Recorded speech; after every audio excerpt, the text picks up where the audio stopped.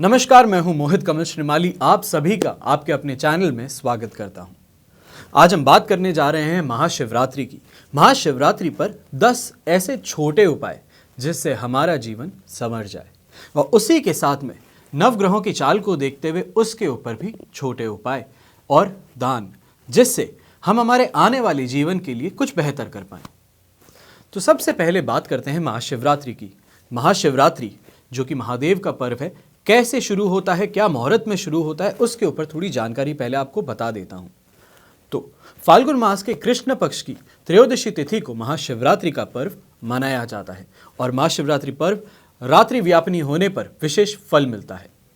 फाल्गुन कृष्ण पक्ष त्रयोदशी को देवादिदेव महादेव को पूजने का यह परम पवित्र महापर्व शिवरात्रि बड़े ही धूमधाम से और हर्षोल्लास से श्रद्धापूर्वक उनके भक्त मनाते हैं।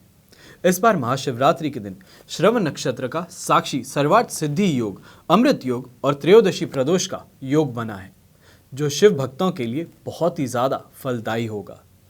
ये संयोग बहुत ही ज़्यादा दुर्लभ है, या ऐसा बोला जाए कि 112 वर्ष के बाद में ये संयोग फिर से बन रहा है।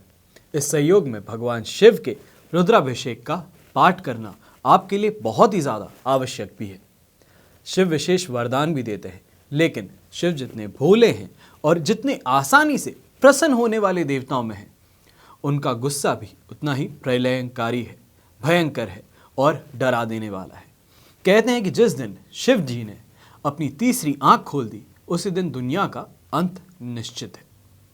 पौराणिक मान्यताओं की माने तो उनके अनुसार जो व्यक्ति वर्ष भर कोई व्रत उपवास नहीं रख सकता या रखने में मानता नहीं है, वो मात्र सिर्फ शिवरात्रि के समय व्रत रख ले तो उसे पूरे वर्ष के व्रतों का पुण्य प्राप्त हो सकता है। और शिवरात्रि पर 4 प्रहर की पूजा बहुत ही ज़्यादा फलदायी भी मानी गई है। अब शिवरात्रि पर 4 प्रहर की पूजा से सभी प्रकार की कामनाएं पूर्ण होती है, और इसी के चलते मैं आपको 10 ऐसे उपाय बताने जा रहा हूं कि आप उसे आजमाएं और अपनी ज़िंदगी को बेहतर बनाने की कोशिश करें। अब इसी दिन भगवान शिव अर्धरात्रि में ब्रह्मा जी के अंश से लिंग रूप में प्रकट हुए थे। कई जगहों पर मान्यता है कि इसी दिन भोलेनाथ की गौरी माता से विवाह भी हुआ था। इस दिन विधि विधान से भगवान भोलेनाथ का पूजा अर्चन किया जाए तो सभी मनोकामनाएं पूर्ण हो सकती हैं। और ख़ास करके ये पूजा जिन लोगों के लिए मैं बोल रहा हूँ, वो हैं जो शादी के लिए लालायित हैं, जो अपने लिए लाइफ पार्टनर ढूंढ रहे हैं। तो सबसे पहला उपाय, शिवरात्रि पर घर पे पारद के शिवलिंग की स्थापना करनी चाहिए है। कोई योग्य ब्राह्मण हो तो उसे सलाह लेकर के सही मुहूर्त पे उसको स्थापित करें, और डेली हो सके तो उसकी पूजा भी करें। इससे आमदनी बढ़ने के योग आपके लिए बनते हैं। दूसरा उपाय आता है शिवरात्रि पर गरीबों को भोजन कराने का। इससे घर में आपके कभी भी अन्न की कमी नहीं हो सकती, और वहीं पे दूसरी तरफ पितरों की आत्मा को भी शांति मिलती है। तीसरा उपाय वहीं पे आता है कि पानी में काले तिल मिला करके शिवलिंग का अभिषेक करना चाहिए है, और ओम नमः शिवाय इस मंत्र का जाप करना चाहिए है। अब मैं ये नहीं बोलूँगा कि आप 1 माला कीजिए, 2 माला कीजिए या 10 माला कीजिए। भगवान का नाम लेना है श्रद्धापूर्वक। आप जितना कर सकते हैं, जितना समय निकाल सकते हैं, उतना समय लेकर के इस मंत्र का जाप करें। इससे आपके मन को भी शांति मिलेगी, मेंटल सेटिस्फैक्शन भी मिलता है, और वहीं पे जो डिप्रेशन के रोगी हैं या मेंटल इलनेस से परेशान हैं, उन्हें भी वापस काम डाउन होने के लिए समय मिलता है। और उसी के साथ में इसके अंदर और एक चीज़ है, सोने पे सुहागा जिसको बोल सकते हैं। आपकी टोटल बॉडी जो है वो भी कूल डाउन हो जाती है। नेक्स्ट उपाय बात करते हैं, तो शिवरात्रि के दिन आटे से 11 शिवलिंग बनाएं। उन 11 ही शिवलिंग को 11 बार इनका जलाभिषेक करें। इस उपाय से अगर आप संतान चाहते थे या बहुत समय से कोशिश कर रहे हैं पर संतान नहीं हो रही, तो उस समस्या का भी हल मिल जाएगा।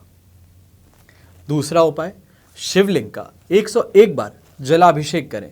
साथ ही ओम होम जुम सह, मैं आपको पूरा मंत्र बता रहा हूं, एक बार ध्यान से सुन लीजिएगा। हो सके तो टाइमलाइन नोट कर लीजिए, इसको बार बार सुन करके कहीं पे नोट कर लीजिए, और इसी मंत्र को मैं डिटेल सेक्शन में, यानी कि जो नीचे डिस्क्रिप्शन बॉक्स होता है, उसमें भी मेंशन करके आपके लिए छोड़ूंगा। तो मंत्र कुछ इस प्रकार है, ओम होम जुम सह ओम भूर्भुवः स्वः ओम त्रयंबकम यजामहे सुगंधिम पुष्टिवर्धनम उर्वा रुक्मी ववंदना मृत्योर्मुक्षी यमामृता। ओम स्व भूव भः ओम सह जुम होम ओम। जो शुरू में मंत्र था उसी का वापस रेपिटेशन नीचे है, पर उसका मिरर है। ये ध्यान रखना है हमें। और बीच में मंत्र जो है वो आप सब ने जानते ही हैं, आप सब सुने ही हैं, और मोस्ट प्रॉब्ली चांसेस हैं कि आप जाप करते ही हैं। इस मंत्र का पूरा लिखित में मैं आपको नीचे डिस्क्रिप्शन बॉक्स में दूंगा, हो सके तो नोट कर लीजिए, स्क्रीनशॉट ले लीजिएगा। इस मंत्र का उच्चारण शिवरात्रि की रात को ज़रूर करना है। अब इससे फ़ायदा क्या होगा? उपाय तो आपने समझ लिया, क्या आजमाना है वो समझ लिया, इससे फ़ायदा क्या होगा?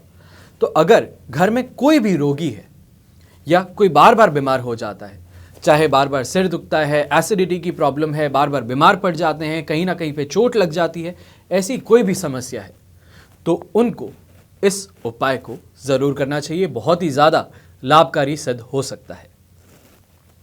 नेक्स्ट उपाय आता है शिवरात्रि पर 21 बील्व पत्रों का चंदन से ओम नमः शिवाय ये लिखना है पत्तों पर। हमें कोई भी बील्व पत्र लेते हैं उस पर 3 पत्ते होते हैं, उन तीनों पत्तों पे ओम नमः शिवाय ये लिखना है चंदन से। चंदन का पेन ले लीजिए या तो माचिस की तीली पे चंदन में डुबा डुबा करके लिख लीजिए। तो इससे सबसे पहले तो 21 पत्तों पे हमें ये लिखना है, 21 बील्व पत्र, यानी कि 21 × 3 आप कर लीजिए, 63 पत्ते टोटल उस पर हमें लिखना होगा। इससे आपकी कोई भी इच्छा है वो पूरी हो सकती है, चाहे फिर वो शादी की हो, धन की प्राप्ति की हो, गाड़ी की हो, भूमि भवन की हो। इसके बाद में उपाय आता है शिवरात्रि पर नंदी यानी कि जो बैल होता है उनको हरा चारा खिलाएं। इससे जीवन में सुख समृद्धि आएगी और परेशानियों का अंत होता नजर आएगा। कोई भी बहुत ज़्यादा परेशान कर रहा था आपको, कोर्ट केस चल रहा था, या तो फिर बार बार कॉम्पिटिटर्स हो गए, दुकानदार हो गए आसपास वाले, या तो फिर रुपए मांगने वाले हो गए, वो बहुत परेशान करते हैं, तो उन सभी से छुटकारा मिल जाएगा। अब यहाँ पे ये ध्यान रखने की ज़रूरत है, जिनका मैं बोल रहा हूँ रुपए जो मांगते हैं आपसे, उनसे छुटकारा मिलेगा। इसका मतलब महादेव खुद आपको आशीर्वाद देंगे ताकि आप ज़्यादा अच्छे से कमा पाएँ और जो आपके ऊपर कर्ज है उसे उतार पाएँ। फिर बात आती है दूसरे उपाय की। तो शिवरात्रि पर भगवान शिव को तिल और जौ चढ़ाएं। तिल चढ़ाने से पापों का नाश होता है और वहीं पे जौ चढ़ाने से सुख में वृद्धि होती है। इसके बाद में उपाय आता है विवाहित लोगों के लिए, जो विवाह करना चाहते हैं पर विवाह में बहुत अड़चन आ रही है, तो उनको क्या करना चाहिए। अगर विवाह में अड़चन आ रही है, या तो फिर आप करना चाहते हैं, सामने लड़की भी करना चाहती है पर परिवार वाले सहमति नहीं दे रहे हैं, या तो फिर आप करना चाहते हैं पर योग नहीं बन पा रहे हैं, तो ऐसे के अंदर शिवरात्रि के दिन शिवलिंग पर केसर मिलाकर के दूध चढ़ाना चाहिए। अब यहाँ पे चढ़ाने का मतलब क्या है? अभिषेक करना। ये बात ध्यान रखिएगा, अभिषेक एक लोटा कीजिए, एक बाल्टी कीजिए कि एक पूरा कैंपर कीजिए, उससे कोई फर्क नहीं पड़ता है। क्वांटिटी कभी भगवान नहीं देखता है, भगवान सिर्फ आपकी श्रद्धा और आस्था देखता है। ये बात का ध्यान रखते हुए आपको ज़रूर अभिषेक करना चाहिए। बहुत ही जल्दी जो भी विघ्न आ रही है आपकी विवाह में, वो भी अपने आप ओझल हो जाएंगी। इसके बाद में अंतिम उपाय जो आता है, जो छोटे उपाय आपको बता रहा हूँ, बाकी बड़े उपाय जो हुए, राशि अनुसार जो उपाय हुए, उन सभी को मैंने आपको अलग वीडियोस में बताया है कि कैसे आप ग्रहों के लिए भी उपाय कर सकते हैं, अगर आपके स्वामी ग्रह हैं उनके लिए, और अभिषेक करने के लिए आप क्या क्या कर सकते हैं, उसके ऊपर पूरी सीरीज़ बना करके मैं आपको दे रहा हूँ। पर ये जो उपाय हैं, जो नहीं जा सकते हैं, मंदिर नहीं जा सकते या इतना समय नहीं निकाल सकते हैं, उनके लिए छोटे छोटे उपाय हैं। अंतिम उपाय की बात करते हुए आपको बताता हूं कि ये उपाय मछलियों का है। मछलियों को आटे की गोलियां बना करके खिलानी है। इस दौरान भगवान शिव का ध्यान करते रहें और ओम नमः शिवाय मंत्र का उच्चारण करते रहें। इससे फायदा आपको क्या होगा? कभी भी धन की कमी नहीं होगी। जो भी काम होगा आपका, हमेशा, कई बार लोग एक कदम पीछे ले लेते हैं क्योंकि उनके पास में धन नहीं होता, रुपया पैसा इतना नहीं है, बैंक बैलेंस इतना ज़्यादा स्ट्रांग नहीं है कि जो चाहते हैं वो कर सकें। ये समस्या जो है आपकी, उसका निजात पाने का तरीका है ये। तो ये तो हुए महाशिवरात्रि के उपाय। अब बात करते हैं आपकी जन्म कुंडली के ऊपर कि जन्म कुंडली के अनुसार आपको क्या उपाय करने चाहिए। तो जन्म कुंडली में यदि कोई ग्रह कमज़ोर होता है या अशुभ भाव का स्वामी हो या अन्य भाव को देखकर अपना अशुभ प्रभाव दे रहा हो, तो उस ग्रह को शांत करना बहुत ही ज़्यादा ज़रूरी होता है, जिससे ग्रह अपना प्रतिकूल प्रभाव के स्थान पर अनुकूल प्रभाव प्रदान करना शुरू कर दे। अक्सर देखा जाए, एक नॉर्मल सी, अगर मैं आपको एग्जाम्पल के तौर पे बताऊं, एक लड़का है, यंग सा लड़का है, उसको शराब पीने की आदत है। अब उसके आसपास में जो दोस्त हैं वो भी सभी शराब पीते थे, तो इसको भी आदत लगी, अब ये भी पीता है। पर इसको छुड़ानी होगी तो आप कैसे छुड़ाएंगे? सबसे पहले रुपए रोक लेंगे, घर से बाहर निकलना बंद करवा देंगे। पर अगर यहीं पे मैं आपको बोलूं कि इसका फ्रेंड सर्कल चेंज कर दीजिए, तो क्या होगा? क्या ये सेम गलत आदतें वहां पे भी लेके जाएगा, उनको भी दूषित करेगा? पर अगर सामने वाली पार्टीज जो हैं, जो दूसरे दोस्त इसके बने हैं, अगर वो स्ट्रांग है और वो पीयर प्रेशर में नहीं आते, तो वो इसको भी सुधार देंगे। यही सेम फिलॉसफी काम करती है ग्रहों के साथ में। जहां पे कोई नेगेटिव प्रभाव दे रहा है, अगर उसको पॉजिटिव इफेक्ट के लिए या पॉजिटिव कंपनी में डाला जाए या उसके लिए कोई उपाय किए जाए, तो वो अपने आप नेगेटिव से पॉजिटिव इफेक्ट भी देना शुरू कर सकता है। अब किसी भी ग्रह के प्रभाव को अनुकूल बनाने का सरल सा उपाय है उस ग्रह से संबंधित वस्तु विशेष का जल प्रवाह या दान करना। अब दान आप सोचेंगे कि कितना करना हो, तो दान के ऊपर कभी भी कोई क्वांटिटी कभी भी निर्मित या तो फिर स्टैंडर्ड नहीं बताई गई है। आज की तारीख में जितना हो सके, मैं बार बार हमेशा एक ही बात बोलता हूं, जब भी दान की बात बोलता हूं, जितना बन पड़े, जितना हमारे खुद से हो सके उतना हमें दान करना चाहिए।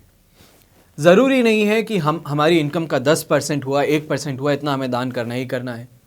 ऐसा भी नहीं है कि जो हमारे पास में नहीं है उसकी जगह हम उधार लेकर के दान करने की कोशिश करें। ऐसा कभी भी गलती नहीं करनी है। सामने वाले की मदद करने के लिए दान करना है।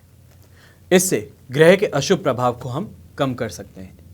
अब जानकारी के लिए बता दें कि जन्म कुंडली में जो ग्रह अपनी या उच्च राशि में हो, उनसे संबंधित दान नहीं किया जाता है, और जो ग्रह जन्म कुंडली में नीच या शत्रु राशि में हो, उनसे संबंधित दान लेने से परहेज भी आपको करना चाहिए।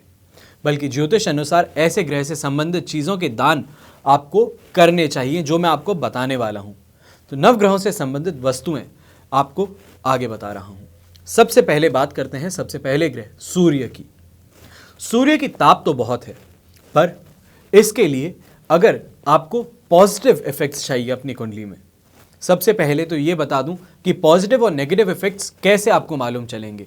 आप अपना कुंडली विश्लेषण कराएंगे, वहां से आपको मालूम चलेगा कि कौन से ग्रह आपके लिए अच्छे हैं और बुरे हैं। आपकी जिंदगी में जो समस्याएं चल रही है, उससे भी आप पता लगा सकते हैं कि कौन से ग्रह के कारण ये समस्याएं हैं और उसका क्या सॉल्यूशन हमें निकालना चाहिए। ये छोटी सी मेरी तरफ से कोशिश है, आप समझ पाएं तो यहाँ पे आपको कैसे दान करना है, कौन से ग्रह के लिए क्या दान करना है, वो बता रहा हूँ। सबसे पहले बात आती है सूर्य की। तो यहाँ पे आप दान कर सकते हैं गेहूँ, तांबा, घी, गुड़, माणिक्य, लाल कपड़ा, मसूर की दाल और खट्टी चीज़ें। बस ये ध्यान रखना है, अगर हमारी कुंडली में सूर्य पॉजिटिव है या तो फिर हमारे स्वामी ग्रह जो है राशि के वो सूर्य हैं, तो हमें ये सभी दान लेने से परहेज करना चाहिए। सेकंड आते हैं चंद्रमा। तो चंद्रमा के लिए अब आप क्या दान कर सकते हैं? सबसे पहले मोती, फिर चांदी, चावल, चीनी, जल से भरा हुआ कलश, सफ़ेद कपड़ा और दही। इसके बाद में आते हैं मंगल ग्रह। ग्रहों के सेनापति बोले जाते हैं। इनके लिए दान जो है वो है मूंगा, लाल मसूर, घी, गुड़, लाल कपड़ा, रक्त चंदन, गेहूं, केसर और तांबा। फिर आती है बात बुध की। अब बुध के लिए जो आपको दान करने हैं वो है पन्ना, हरी मूंग, हरा कपड़ा, चांदी, फूल, कांसे के बर्तन, कपूर, ये आप दान कर सकते हैं। पर यहाँ पे यही ध्यान रखना है, जो मैं आपको लिस्ट बता रहा हूँ, ये दान लेने से मना कर देना है अगर हमारी कुंडली में ये स्ट्रांग पोजीशन में है तो। फिर बात आती है बृहस्पति ग्रह की। तो वहाँ पे पुखराज, चने की दाल, हल्दी, पीला कपड़ा, गुड़, केसर और पीले फूल, इनका दान करना शुभ रहेगा। शुक्र के दान जो होते हैं, शुक्र के दान, शुक्र को माना जाता है लग्जरी का लॉर्ड। आपकी लाइफ में मैरिज हुई, मैरिज के बाद के सुख हुए, गाड़ी हो गई, भूमि भवन हो गए, इन सब के लिए जिसको सबसे पहले देखा जाता है, लग्जरीज को देखा जाता है, जिंदगी में जो फैसिलिटीज है उसके लिए जिनको देखा जाता है वो है शुक्र। शुक्र को अगर बलवान करना है तो उसके लिए आपको दान करना होगा चांदी, चावल, दूध, सफ़ेद कपड़ा, घी, सफ़ेद फूल, परफ्यूम्स। अब ये हो सकते हैं कि इत्र आप दें या परफ्यूम्स दें, इसके साथ में सफ़ेद चंदन। ये तो हो गए शुक्र के दान। अब बात आती है उस ग्रह की जिसके नाम से लोग थर थर कांपना शुरू कर देते हैं, वो है शनि। शनि के दान जो हैं वो है नीलम रत्न, काला कपड़ा, साबुत उड़द, लोहा, अगर संभव हो तो जितनी हो सके, जितना बन पड़े, दक्षिणा, तेल, काले तिल और चमड़ा। चमड़ा यानी कि लेदर, लेदर का कोई भी गुड हो गया वो आप दे सकते हैं। उसके बाद में बात आती है राहु ग्रह की। राहु ग्रह के दान होते हैं नीला कपड़ा, गोमेद, कंबल, साबुत सरसों, ऊनी कपड़ा और काले तिल। इसी के साथ में चाहें तो नारियल का भी दान कर सकते हैं।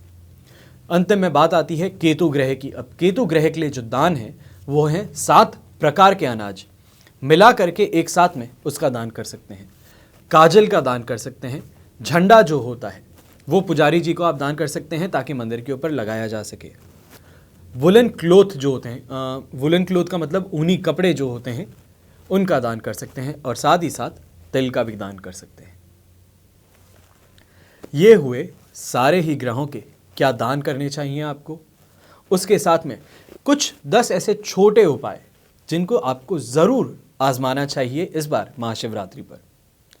आशा करता हूँ आपको ये जो जानकारी मैंने दी है ये अच्छी लगे, और इसी के साथ में अगर अच्छी लग रही है और अगर सामने वाले दोस्तों को, घर परिवार में कोई भी हो, उनको भी अगर इत्तला करनी है या बताना है कि कौन से दान आप ले सकते और कौन से दान नहीं ले सकते, क्या दान आपको करने चाहिए और क्या दान आपको नहीं करने चाहिए, ये इन्फॉर्मेशन भी आप अपने दोस्तों के साथ में, घर वालों के साथ में ज़रूर शेयर कर सकते हैं इस एपिसोड को शेयर करने पर। आशा करता हूँ आपको ये बहुत ही अच्छा लगा होगा, बहुत ही इन्फॉर्मेटिव लगा होगा। अब आज्ञा दीजिए, वापस बहुत ही जल्द आपके सामने आऊँगा नई जानकारियाँ लेकर के, नई इन्फॉर्मेशन लेकर के। तब तक अपना, अपने परिवार का बहुत बहुत ख्याल रखें, स्वस्थ रहें, खुश रहें। जय श्री राम और हर हर महादेव।